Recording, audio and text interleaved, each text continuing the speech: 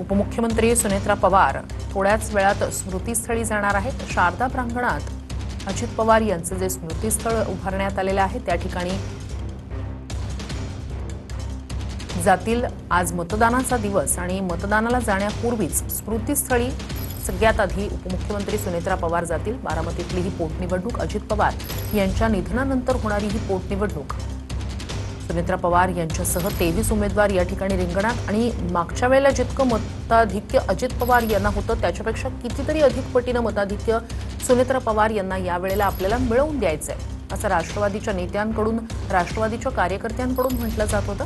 ही दृश्य सुनेत्रा पवार यांचा हा ताफा आता निवासस्थानावरून निघालेला आहे। शारदा प्रांगणातल्या अजित पवार यांच्या स्मृतीस्थळी आधी ते अभिवादन करतील आणि मग तिथून काटेवाडी इथल्या शाळेत जिथे त्यांचं मतदान आहे नाव त्या ठिकाणी आहे त्या मतदान केंद्रावर जाऊन सुनेत्रा पवार मतदान करतील।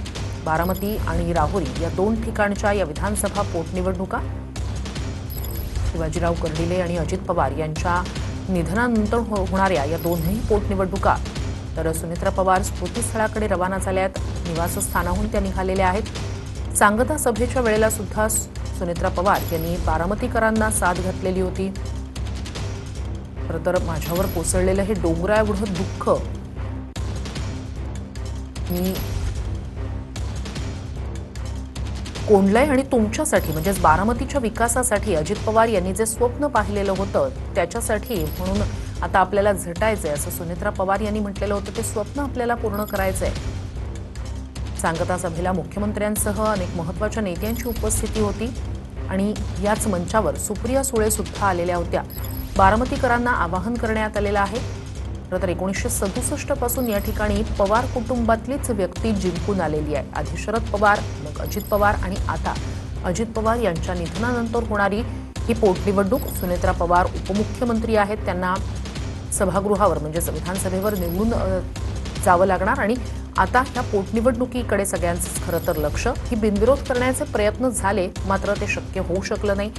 काँग्रेसनं तिथे आधी उमेदवार दिला होता, मग त्यांनी माघार घेतली। आता अपक्ष उमेदवार त्या ठिकाणी रिंगणात आहेत। कोणीही मोठ्या पक्षाचा नेता त्या ठिकाणी विरोधात रिंगणात नाहीये मात्र तरीही निवडणूक बिनविरोध होत नाहीये। 23 उमेदवार आहेत। सुनेत्रा पवार यांच्यासह 23 उमेदवार त्या ठिकाणी आहेत। सुनेत्रा पवार निवासस्थानावरून आता निघालेल्या आहेत। अजित पवार यांच्या स्मृतीस्थळी सगळ्यात आधी त्या जातील, तिथे अभिवादन करतील आणि मग काटेवाडी इथल्या ज्या मतदान केंद्रावर त्यांचं मतदान असणार आहे तिथे सुनेत्रा पवार दाखल होतील। आज यावेळेला सगळ्यात महत्त्वाचं ते म्हणजे शरद पवार या मतदानासाठी उपस्थित राहू शकणार नाहीये तशी त्यांनी पोस्टही केलेली होती आणि सुनेत्रा पवार यांना पाठिंबा देण्यासंदर्भात सुद्धा त्यांनी आवाहन केलेलं होतं। खरं तर बारामतीकरांसाठीच एक भावनिक आवाहन सुनेत्रा पवार असतील, पवार कुटुंब असेल यांच्याकडून करण्यात आलेलं आहे। जय पवार यांनी सुद्धा गावभेट दौरे या संपूर्ण प्रचाराच्या काळात केलेले होते।